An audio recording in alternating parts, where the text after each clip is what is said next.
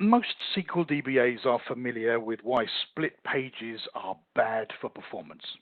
If you've got room and your update or insert doesn't require a split, this is going to be pretty fast because SQL is just updating one page and then writing it out to disk and, of course, to the transaction log.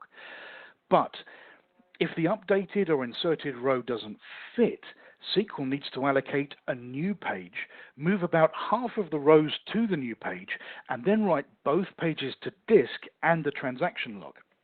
So in addition, the pages in all the indexes that point to the data pages, well, they need to be updated too. So let's say that your table had one clustered index and 4 non-clustered indexes. That would mean at least 7 pages would need to be updated. You'd have 1 for the clustered index structure, 4 for the non-clustered indexes, and 2 in the data pages in the clustered index. So this page split would result in a minimum of 7 times the I/O as an insert or update that didn't require a page split. Now, each I/O that takes place takes a measurable amount of time and resource to process. And the same is true when the Windows file system splits data as it writes out to the logical NTFS volume, and that can also have significant performance ramifications. And basically, this is why forever, DBAs format volumes to be used by SQL with a 64 kilobyte cluster size rather than the default of 4 KB. It basically helps to avoid split I/O situations when writing out to disk and keeps performance-losing file fragmentation from building up so quickly. But it doesn't completely fix the problem, though.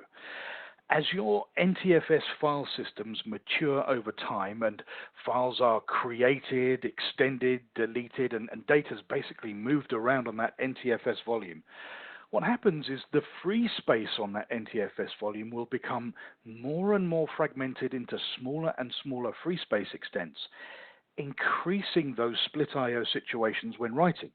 And each time your write is split in this way, the data is being sent out to disk in a separate I/O packet. And like split pages in SQL, each I/O takes a measurable amount of time and resource to process. So in the real world, a gigabyte of storage I/O traffic that should be written in maybe 2,000 or 3,000 I/Os could now be taking 30,000 or 40,000 I/Os to complete. And we call the performance penalty that these split I/O situations cause the Windows I/O tax, as in a tax on your performance because of the split I/Os.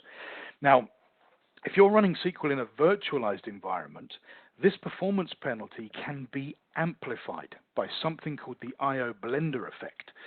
And what's happening here is that you have small fractured I/O packets coming from the virtual machines, and as they pass through the hypervisor, which could be a VMware ESX or ESXi server or a Hyper-V host or KVM running on Red Hat, it doesn't really matter. But as these packets pass through the hypervisor mixes these I/O streams together, and it causes a randomization effect, so that what comes out between the physical host hypervisor and the disk storage controller underneath is now really just a chaotic mess of small, fractured, and now very randomized I/O streams that by the time they hit the storage controller, really they couldn't be less storage friendly. It means that the storage controller is only receiving data in very small packets at a time, so it now only really has the opportunity to create very small stripes across its media, and that means many more storage level operations than if the data hadn't been split as it was being written all the way up at that NTFS layer.